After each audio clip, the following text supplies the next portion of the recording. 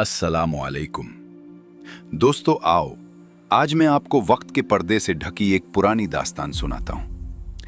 ये कहानी है उस दौर की जब दिल शीशों की तरह साफ और वादे पत्थर की लकीर होते थे। ये कहानी है नेकी का बदला की, और ये हमें बताती है कि अल्लाह ताला की लाठी बेआवाज है और उसका इनाम बेमिसाल है। सदियों पुरानी बात है। मशअल राह के नाम से मशहूर एक अजीमुशान शहर था। इस शहर में इब्राहिम नाम का एक कपड़े का सौदागर रहता था। वो कोई बहुत बड़ा ताजिर तो न था, लेकिन अपनी छोटी सी दुकान और मेहनत से एक खुशहाल जिंदगी गुजार रहा था। इब्राहिम का दिल अल्लाह के नूर से रोशन था।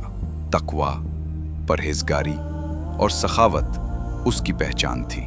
वो इस फरमाने इलाही पर पुख्ता यकीन रखता था और नेकी के कामों में एक दूसरे से सबकत ले जाओ। सूरतुल बकरत। एक साल शहर के तमाम बड़े ताजिर मिलकर एक बहुत बड़ा तिजारती काफिला तैयार कर रहे थे जो समंदर पार मुल्क यमन की तरफ जाना था। ये एक लंबा और पुरखतर सफर था, लेकिन इसमें नफा भी 1000 गुना था। इब्राहिम ने भी फैसला किया कि वो इस सफर में अपना नसीब आजमाएगा। उसने अपनी पूरी जिंदगी की जमा पूंजी, हत्ता कि अपनी बीवी के जेवर बेचकर रूम का नफीस तरीन रेशम और कमखाब खरीदा। उसका सारा सरमाया उस एक संदूक में बंद था। वो सोचता था कि इस काफिले की कामयाब वापसी पर वो अपनी बेटी का जहेज बनाएगा और एक बड़ा घर खरीदेगा। काफिले की रवानगी से 2 रात पहले शहर में एक कयामत बर्पा हो गई। रात के पिछले पहर शहर के एक हिस्से में ऐसी भयानक आग भिड़की कि लोग चीखते पुकारते अपने घरों से निकल भागे। आग ने देखते ही देखते दर्जनों घरों को राख का ढेर बना दिया। इब्राहिम का मालो असबाब महफूज था, लेकिन जब वो सुबह मंजर देखने पहुंचा तो उसका दिल कांप गया।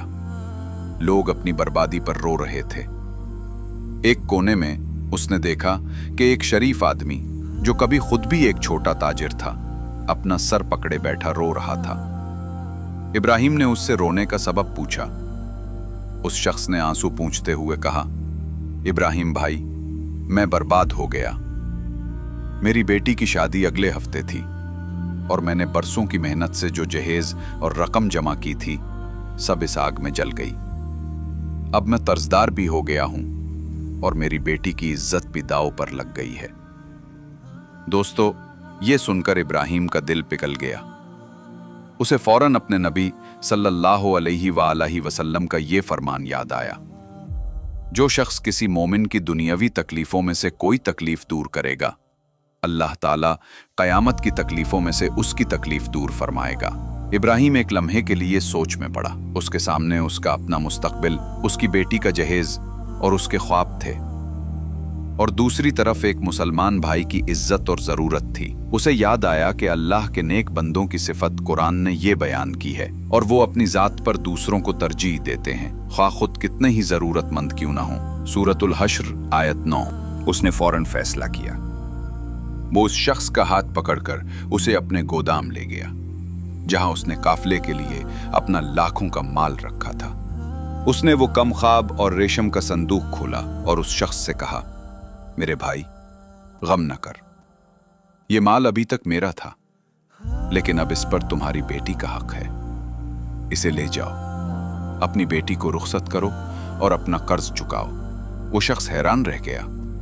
इब्राहिम, ये तुम क्या कह रहे हो? ये तो तुम्हारी जिंदगी भर की कमाई है, तुम्हारा काफिला। इब्राहिम ने मुस्कुराते हुए जवाब दिया, भाई, काफिले तो आते जाते रहेंगे, लेकिन एक भाई की इज्जत चली गई तो वापस नहीं आएगी।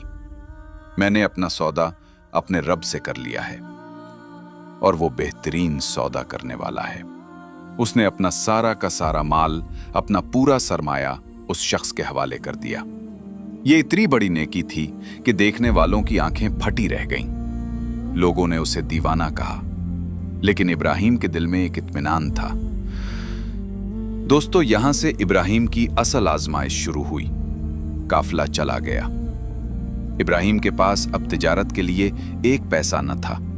उसने अपनी दुकान बेची, फिर घर बेचा और शहर के किनारे एक छोटी सी झोपड़ी में रहने लगा। वो सौदागर से एक मजदूर बन गया। उसी बाजार में जहां कभी उसकी अपनी दुकान थी, अब वो लोगों का सामान उठाने लगा। कई साल गुजर गए। गुर्बत ने इब्राहिम को कहीं का न छोड़ा। उसकी अपनी बेटी अब शादी की उम्र को पहुंच चुकी थी, लेकिन उसके पास उसके जहेज के लिए एक फूटी कोड़ी न थी। लोग उसे ताने देते, क्यों इब्राहिम, कर लिया सौदा अपने रब से, क्या मिला तुम्हें? इब्राहिम सिर्फ मुस्कुरा देता और कहता, मेरा रब गाफिल नहीं है, वो मुझे जाया नहीं करेगा। वो नमाज में सजदे में गिरकर रोता और अल्लाह से मदद मांगता, क्योंकि वो जानता था बेशक अल्लाह सब्र करने वालों के साथ है। फिर एक दिन वक्त ने पलटा खाया। शहर में ऐलान हुआ कि बादशाह वक्त शहर का दौरा कर रहे हैं और उनके साथ उनका नया वजीर आजम भी है। पूरा शहर सजा हुआ था। इब्राहिम भी लोगों की भीड़ में खड़ा तमाशा देख रहा था। जब बादशाह का काफिला बाजार से गुजरा तो वजीर आजम की नजर भीड़ में खड़े एक शख्स पर पड़ी, जिसके कपड़े पुराने और चेहरे पर फाका कशी के आसार थे। वजीर ने फौरन अपने घोड़े को रोका। वो तेजी से घोड़े से उतरा और भीड़ को चीरता हुआ उस मीले कुचेले शख्स तक पहुंचा। वो शख्स इब्राहिम था। वजीर इब्राहिम को देखते ही उसके कदमों में गिर गया और उसके हाथ चूमकर रोने लगा। इब्राहिम घबरा गया। हुजूर, आप कौन हैं? आप एक वजीर होकर मुझ नाचीज के साथ ये क्या कर रहे हैं? वजीर ने सर उठाया। उसकी आंखों में आंसू थे। उसने कहा, इब्राहिम भाई, आपने मुझे नहीं पहचाना? मैं वही बदनसीब शख्स हूं जिसकी बेटी का जहेज बरसों पहले आग में जल गया था। मैं आपका एहसान कैसे भूल सकता हूं? यह सुनकर इब्राहिम की आंखों से भी आंसू जारी हो गए। वजीर ने कहा, जिस दिन आपने मुझे अपना सब कुछ दे दिया, मैंने अल्लाह से अहद किया था कि अगर मैंने उस माल से कुछ कमाया तो आधा हमेशा आपका होगा।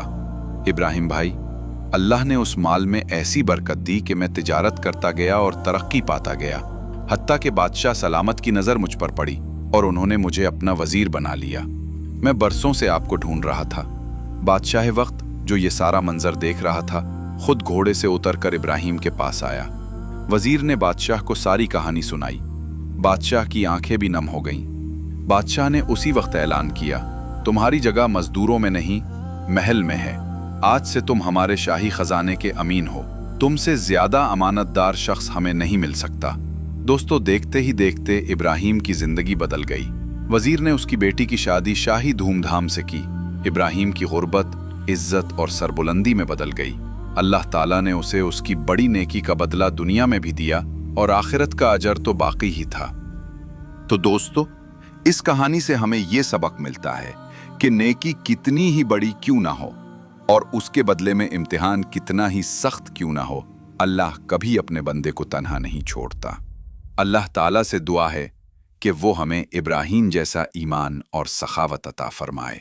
हमें तौफीक दे कि हम सिर्फ उसकी रज़ा के लिए लोगों की मदद करें, उनकी मुश्किलें आसान करें और फिर उसके फैसले पर सब्र और शुक्र करें। अल्लाह हम सब की मुश्किलात को आसानियों में बदल दे। आमीन सुम्मा आमीन।